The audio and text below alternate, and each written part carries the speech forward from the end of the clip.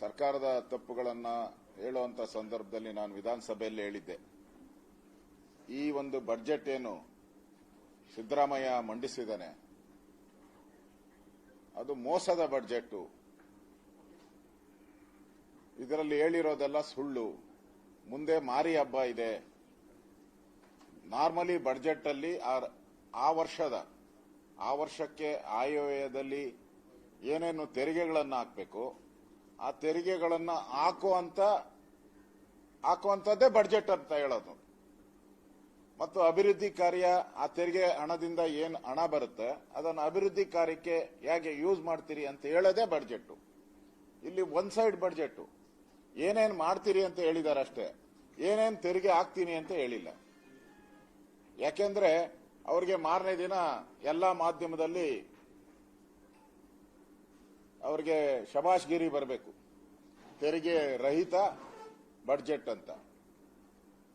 ಮೋಸ ಮಾಡೋದರಲ್ಲಿ ಇಡೀ ದೇಶದಲ್ಲೇ ಸಿದ್ದರಾಮಯ್ಯ ನಂಬರ್ 1. ಅವರಿಗೆ ಧೈರ್ಯ ಇದ್ದಿದ್ರೆ ಇವೆಲ್ಲವನ್ನ ಬಜೆಟ್ ಅಲ್ಲಿ ಘೋಷಣೆ ಮಾಡಬೇಕಾಯಿತು. ಏನೇನು ತೆರಿಗೆ ಈ ವರ್ಷ ನಾವೇನೇನು ತೆರಿಗೆ ಹಾಕ್ತಾ ಇದ್ದೀರಿ, ನಮ್ಮ ಸಂಪನ್ಮೂಲ ಏನು ಡಿಫಿಷಿಯೇಟ್ ಬಜೆಟ್ ಏನಿದೆ ಅದು ಮ್ಯಾಚ್ ಮಾಡಕ್ಕೆ ಮುಂದೆ ತೆರಿಗೆ ಹಾಕ್ತೀನಿ ಅಂತ ಹೇಳಬೇಕಾಯಿತು. ಅದನ್ನು ಮಾಡಲಿಲ್ಲ, ಮುಚ್ಚಿಟ್ಬಿಟ್ರು. ಅದನ್ನ ಇಡನ್ ಅಜೆಂಡಾ, ಅದು ಸಿದ್ದರಾಮಯ್ಯನವರ ಇಡನ್ ಅಜೆಂಡಾ. ಈಗ ಕರ್ನಾಟಕ ರಾಜ್ಯದ ಜನತೆಗೆ ಮಾರಿ ಹಬ್ಬ. ಆಡಳಿತ ನಡೆಸುವಂತ ಕಾಂಗ್ರೆಸ್ 100ಕ್ಕೂ ಹೆಚ್ಚು ಕ್ಯಾಬಿನೆಟ್ ದರ್ಜೆಯ ಅಧಿಕಾರಿ ವರ್ಗದವರು ಇದ್ದಾರೆ. ಕ್ಯಾಬಿನೆಟ್ ದರ್ಜೆ ಮಂತ್ರಿಗಳು 34 ಬಿಟ್ಟು ಅವ್ರಿಗೆ ಕ್ಯಾಬಿನೆಟ್ ದರ್ಜೆ.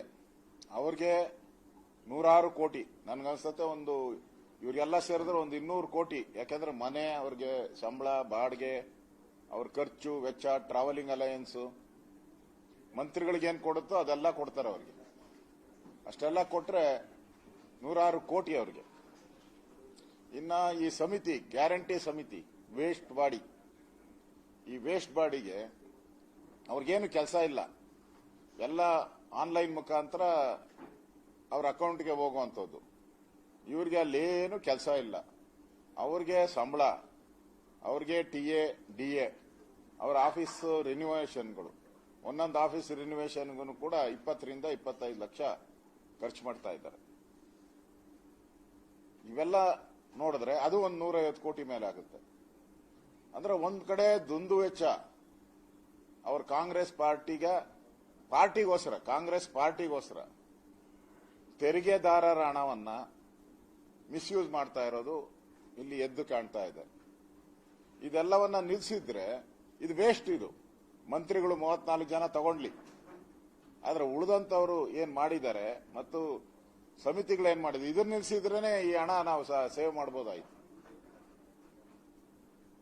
ಇವತ್ತು ಇಡೀ ಕರ್ನಾಟಕ ಇನ್ನು ಬಜೆಟ್ ಬಂದು 1 ತಿಂಗಳು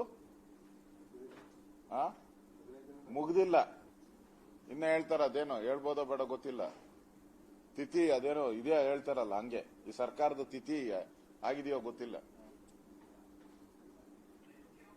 ಇನ್ನು ಬಜೆಟ್ ಆಗಿ ಇನ್ನು 10 ದಿನನೂ ಮುಗ್ದಿಲ್ಲ. 10 ಡೇಸ್, ವಿತಿನ್ 10 ಡೇಸ್ ಸಿದ್ದರಾಮಯ್ಯನವರು ಈ ಏರಿಕೆಗಳನ್ನ ಮಾಡಿದ್ದಾರೆ. ಅದನ್ನ ಬಜೆಟ್ ಅಲ್ಲಿ ಹೇಳಿದ್ರೆ ಏನಾಗ್ತಾ ಇತ್ತು ಇವ್ರಿಗೆ? ಬಜೆಟ್ ಅಲ್ಲಿ ಹೇಳ್ಬೋದಾಯ್ತಲ್ಲ. ಈ ಸಿದ್ದರಾಮಯ್ಯ ಬಂದ ಮೇಲೆ 20 ತಿಂಗಳಲ್ಲಿ 3 ಬಾರಿ ಹಾಲಿನ ದರವನ್ನ ಏರಿಕೆ ಮಾಡಿದ್ದಾರೆ.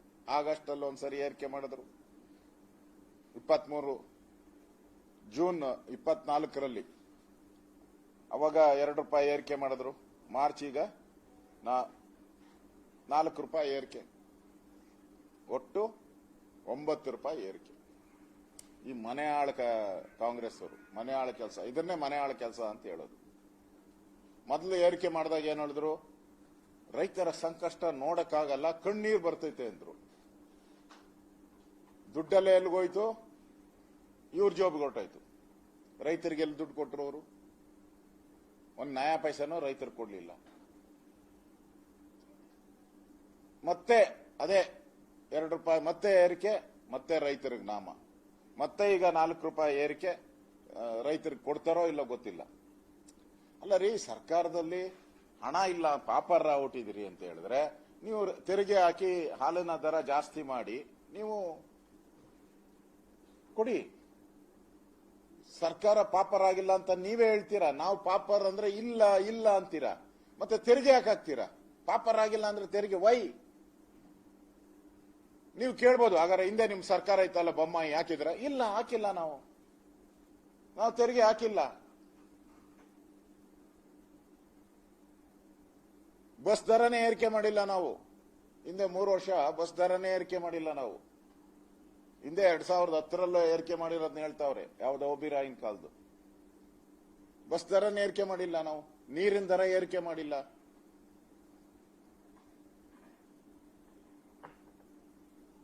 ಇದು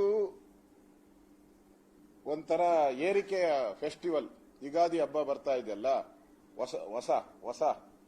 ಹೊಸತಡ್ಕು ಅಂತಾರೆ ನಮ್ಮಲ್ಲಿ. ಹೊಸ ವರ್ಷ ಹೊಸತಡ್ಕು, ಎರಡಕ್ಕೂ ಟ್ಯಾಕ್ಸ್ ಹಾಕಿದ್ದಾರೆ. ಒಂದಿನ ಸ್ವೀಟ್ ಮಾಡ್ತೀರಿ, ಅದಕ್ಕೆ ಹಾಲು.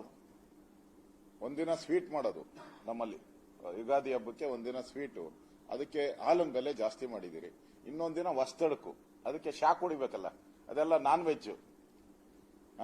ವೆಜ್ಜು ನಾನ್ ವೆಜ್ಜು, ಅದಕ್ಕೆ ಕರೆಂಟು ಶಾಕ್ ಹೊಡೆದಿದ್ದಾರೆ ಅಷ್ಟೇ. 2 ಹಬ್ಬಕ್ಕೂ ನಮಗೆ ಈ ಒಂದು ಶಾಕ್ ಅನ್ನ ಕೊಟ್ಟಿದ್ದಾರೆ. ಯುಗಾದಿ ಹಬ್ಬದ ಶಾಕ್ ಟ್ರೀಟ್ಮೆಂಟ್ ಅಂತಾರಲ್ಲ, ಈ ಶಾಕ್ ಟ್ರೀಟ್ಮೆಂಟ್ ಇದು. ಈ ಸರ್ಕಾರದ ಶಾಕ್ ಟ್ರೀಟ್ಮೆಂಟ್ ಮಾಡಿದ್ದಾರೆ ಇವತ್ತು. ಸಿದ್ದರಾಮಯ್ಯನವರು ಈ ಬಡ್ಜೆಟ್ ಅನ್ನ ಇಲ್ಲಿ ಏರಿಕೆಯನ್ನ ಮಾಡ್ತಾ ಇದ್ದಾರೆ. ಉಪಮುಖ್ಯಮಂತ್ರಿ ನಾನೇನ್ ಕಡಿಮೆ ಅಂತ ಈ ಮಾರಿ ಹಬ್ಬದ ಸೆಕೆಂಡ್ ಫೇಸ್ ಅದು. ಸೆಕೆಂಡ್ ಫೇಸ್ಗೆ ಆಗ್ಲೇ ನೀವ್ ಏನಾನ ಅನ್ಕೊಳ್ಳಿ, ನಾನ್ ನೀರಿನ ದರ ಏರ್ಸೋನೆ ಅಂತಾನೆ ಹಿಂಗೆ ಹೇಳಿದ್ದಾರೆ. ಇದೇ ಡೈಲಾಗ್ ಹೊಡಿದ್ದಾರೆ. ಮಾಧ್ಯಮದಲ್ಲಿ ನನ್ನ ವಿರುದ್ಧ ಬರೀತೀರಾ, ಬರ್ಕೊಳ್ರಿ, ಬಿಜೆಪಿಯವರು ಕೂಗಾಡ್ತಾರೆ, ಕೂಗಾಡ್ಕೊಳ್ಳಿ, ನಾನಂತೂ ನೀರಿನ ದರ ಏರಿಕೆ ಮಾಡೋದು ಅಂತ ಅವ್ರದ್ದು ಡಿಕ್ಲೇರ್ ಆಗಿದೆ. ಬೆಳಗಾವಿ ಅಧಿವೇಶನದಲ್ಲೇ ಹೇಳ್ಬಿಟ್ಟಿದ್ದಾರೆ ಅವರು. ಅದು ಬಾಗಲಿಗೆ ಮಾರಿ ಇದು ದೇವ ಬಂದು ನಿಂತ್ಕೊಂತೈತಲ್ಲ, ಅದು ಬಾಗಲಲ್ಲಿ ದೇವ ಬಂದು ನಿಂತ್ಕೊಂಡೈತೆ. ಅದನ್ನು ಯಾವಾಗ ಏರಿಕೆ ಮಾಡ್ತಾರೋ ಗೊತ್ತಿಲ್ಲ. ಅದನ್ನು ಇವರೆಲ್ಲ ಅಡ್ವರ್ಟೈಸ್ಮೆಂಟ್, ನಂದಿನಿ ಅಡ್ವರ್ಟೈಸ್ಮೆಂಟ್ಗಳು ಕೊಡಕ್ಕೆ I love you Nandini, I love you Nandini ಅಂತ ಕೊಡ್ತಾ ಇದ್ರು ಅಡ್ವರ್ಟೈಸ್ಮೆಂಟ್. ಈಗ ಐ ಹೇಟ್ ನಂದಿನಿ ಅಂತ ಕೊಡ್ತಾರ ಇವರು.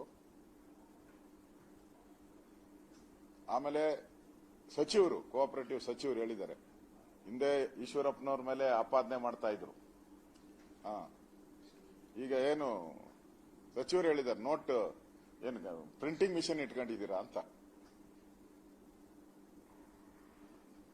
ಅಂದ್ರೆ ದುರಾಂಕಾರದ ಪರಮಾವಧಿ ಈ ಸರ್ಕಾರದ ದುರಾಂಕಾರದ ಪದ. ಹಂಗಾರೆ ಜನ ಏನ್ ಪ್ರಿಂಟಿಂಗ್ ಮಿಷನ್ ಇಟ್ಕೊಂಡಿದ್ದಾರ?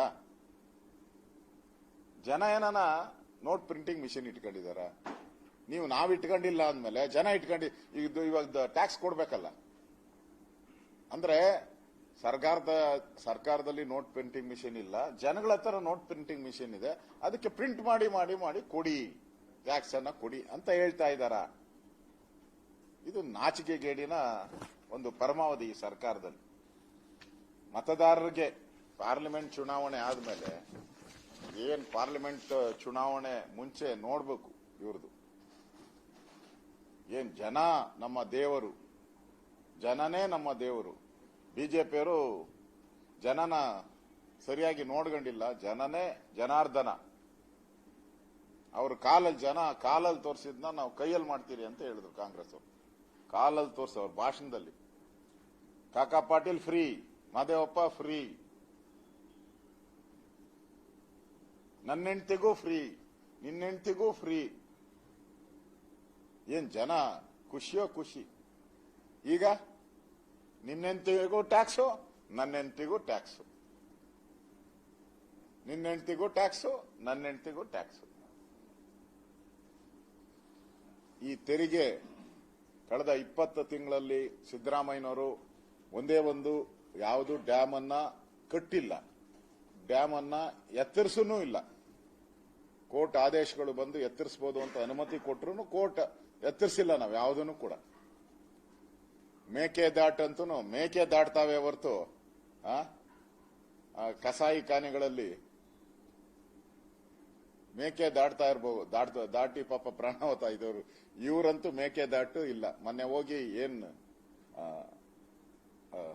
ಅಪ್ಕೊಂಡಿದ್ದೆ ತಮಿಳುನಾಡಲ್ಲಿ ಹೋಗಿ ಅಪ್ಪುಗೆ, ಇವ್ರಿಗೆ ಮಾನ ಮರ್ಯಾದೆ ಇದ್ದಿದ್ರೆ ಆ ಅಪ್ಪುಗೆಯಲ್ಲಿ ಕೇಳ್ಬೋದಾಯ್ತಲ್ಲ, ಏನಪ್ಪಾ ನಮ್ಮ ಮೇಕೆದಾಟಿಗೆ ಯಾಕೆ ತೊಂದರೆ ಕೊಡ್ತೀಯಾ, ನಿಮ್ ನೀರ್ ಏನೈತೆ ನಾವು ಬಿಡ್ತೀರಿ, ನಿಮ್ ನೀರ್ಗೆ ಸಮಸ್ಯೆ ಮಾಡಲ್ಲ, ನಿಮ್ಗೆ ಟ್ರಿಬ್ಯುನಲ್ ಅಲ್ಲಿ ಎಷ್ಟು TMC ಅಲಾಟ್ ಆಗಿದೆ ಅದನ್ನ ನಾವು ಕೊಡ್ತೀರಿ ಅಂತ ಆಲಿಂಗನ ಮಾಡುವಾಗ ಹೇಳ್ಬೋದಾಯ್ತಲ್ಲ.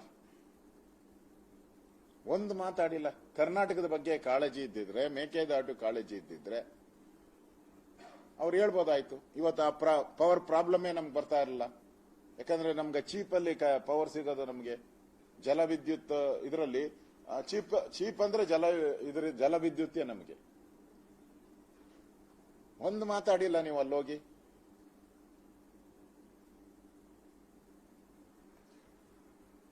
ಮತ್ತೆ ಈಗ ಮುಂದೆ ಕಾದಿರುವಂತ ಮಾರಿ ಹಬ್ಬಗಳು, ನಮ್ಗೆ ಏನೇನ್ ಮಾರಿ ಹಬ್ಬಗಳು? ಯುಗಾದಿಗಾಯ್ತು, ನೆಕ್ಸ್ಟ್ ಬರೋದು ಯಾವ್ದಪ್ಪ? ದೀಪಾವಳಿಗ. ಗೌರಿ ಗಣೇಶ, ದೀಪಾವಳಿ, ಈ ಒಂದ್ ಹಬ್ಬಕ್ಕೆ 2 ರೈಸ್ ಮಾಡವ್ರೆ.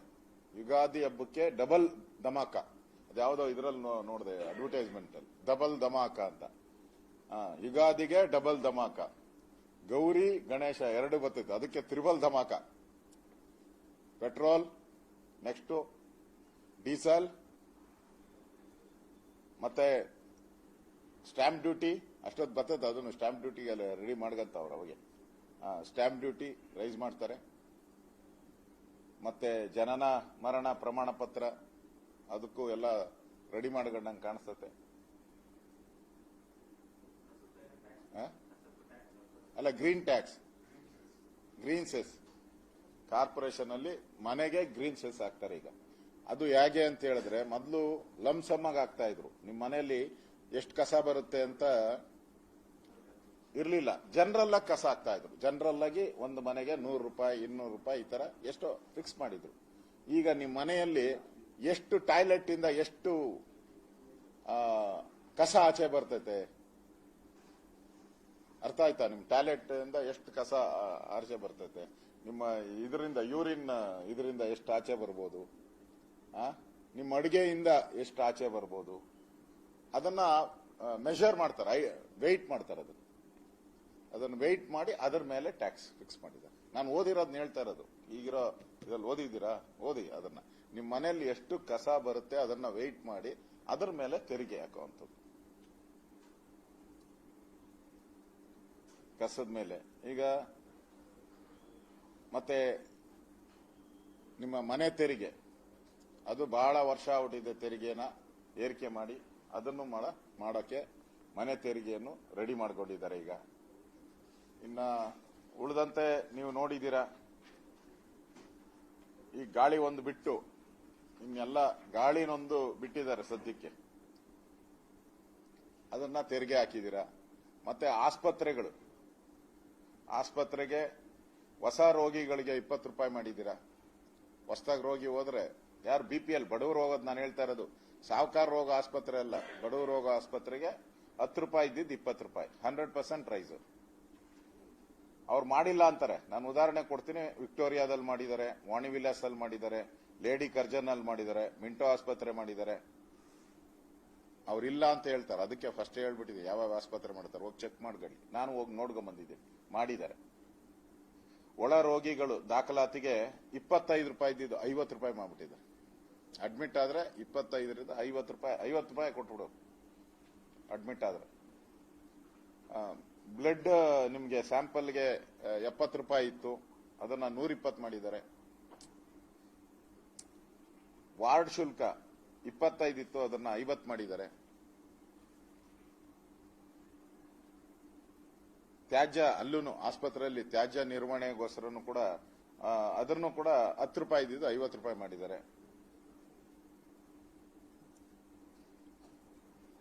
ಈ ರೀತಿ ಆಸ್ಪತ್ರೆನೂ ಬಿಟ್ಟಿಲ್ಲ.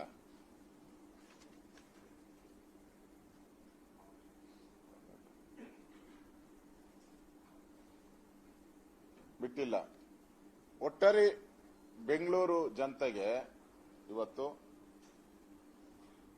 ಅವರೇನೋ ಹೇಳ್ತಾ ಇದ್ರಲ್ಲಪ್ಪ ವಿಜಿ, ಬ್ರ್ಯಾಂಡ್ ಬೆಂಗಳೂರು, ಏನು ಬ್ರ್ಯಾಂಡ್ ಬೆಂಗಳೂರು, ಈಗ ದುಬಾರಿ ಬೆಂಗಳೂರು.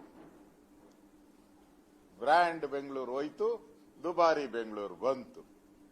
ಹೊಸ ವರ್ಷದ ಕೊಡುಗೆ ಯುಗಾದಿ ಹಬ್ಬ ಸಂಭ್ರಮದಿಂದ ಆಚರಿಸಿ. ಮುಖ್ಯಮಂತ್ರಿ ಉಪಮುಖ್ಯಮಂತ್ರಿಗಳು ಅಡ್ವರ್ಟೈಸ್ಮೆಂಟ್, ಒಂದು ಪೇಪರ್ ಫುಲ್ ಪೇಜ್ ಅಡ್ವರ್ಟೈಸ್ಮೆಂಟ್, ಟಿವಿಗಳಿಗೆ ಅಡ್ಜಸ್ಟ್ಮೆಂಟ್, ಹೊಸ ವರ್ಷದ ಶುಭಾಶಯಗಳು. ಇವೆರಡೇ ಎರಡು ಮಾತ್ರ ಡಬಲ್ ಧಮಾಕ ಕೊಟ್ಟಿದ್ದೀರಿ. ಮುಂದೆ ಗಣೇಶನ ಹಬ್ಬ ಗೌರಿ ಹಬ್ಬಕ್ಕೆ ತ್ರಿಬಲ್ ಧಮಾಕ ಕೊಡ್ತೀರಿ. ರೆಡಿ. ಇಷ್ಟು ಕಾಂಗ್ರೆಸ್ಸಿನ ಅಡ್ವರ್ಟೈಸ್ಮೆಂಟ್. ದುಬಾರಿ ಬೆಂಗಳೂರು, ದುಬಾರಿ ಬೆಂಗಳೂರು, ಕಾಸ್ಟ್ಲಿ ಬೆಂಗಳೂರು ಇಂಗ್ಲಿಷ್.